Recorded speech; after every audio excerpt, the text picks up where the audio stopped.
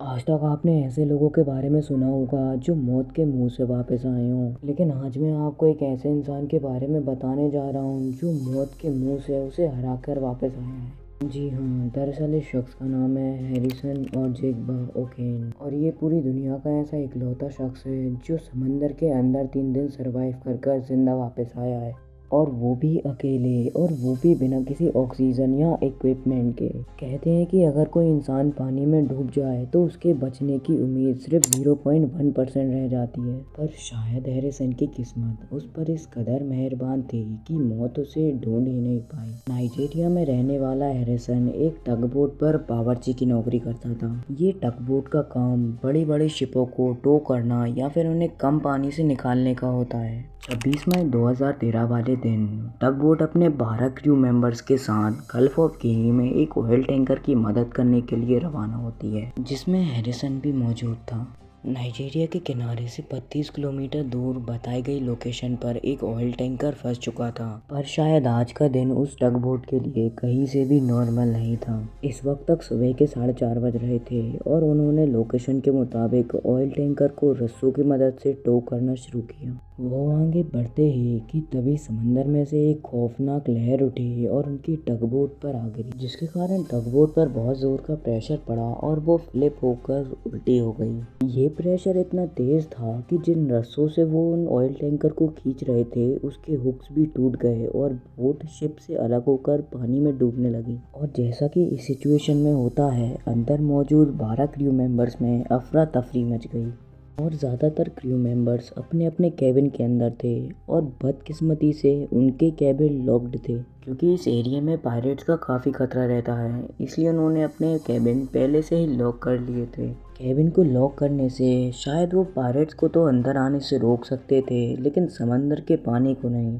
पानी काफ़ी तेज़ी से कैबिन के अंदर भराता जा रहा था, लेकिन लकीली बोट पलटने से पहले ही हैरिसन अपने कैबिन से निकलकर वॉशरूम गया था। जब बोट पलट रही थी तब हैरिसन पूरी तरह से अपनी अंडरवेयर में था और बहुत बुरी तरह से वॉशरूम के छत से जा लगा। अभी वो कुछ समझ ही पाता कि हुआ क्या है कि तभी वॉशरूम की खिड़की से तेज फ्लो में पानी अंदर आने लगा। जैसे तैसे करके उसने वॉशरूम का डोर खोला, और जैसे ही डोर खुला पानी का बहाव उसे बहाकर दूसरे वॉशरूम तक ले गया, जहाँ एक एयर पॉकेट मौजूद था जिसमें से सर निकालकर हैरिसन ने सांस ली। इस वक्त तक बोट पूरी तरह से पानी में डूब चुकी थी और बोट पर अब पूरी तरह से अंधेरा छा चुका था। यहाँ तक कि हैरिसन को अपने हाथ भी नजर नहीं आ रहे थे। उसे सिर्फ इतना पता था कि वो अभी किसी एयर पॉकेट में से अपना सर बाहर निकालकर सांस ले रहा है। इतने में टगबोट समंदर के बॉटम पर जा लगी और एकदम से खामोशी सी छा गई।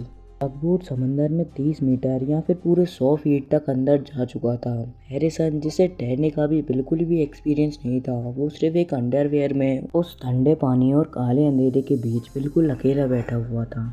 हैरिसन को ये अच्छे से पता था कि अब उसके बचने के चांस ना के बराबर बचे हैं, कि जिस एयर पॉकेट में से वो अपना सर बाहर निकाल कर सांस ले रहा था वो किसी भी वक्त पानी से भरा सकता था। इसीलिए उसने यहाँ से निकलने का फैसला किया। हाथों से चीज़ों को फील कर कर अंडर वाटर जाके उसने जैसे तैसे एक और जगह तलाश करी जहाँ कंपैरेटिवली ज़्यादा बड़ा एयर पॉकेट मौजूद था। ये टगबोट के इंजीनियर का ऑफिस था जहाँ उसने ठहरने का फैसला किया।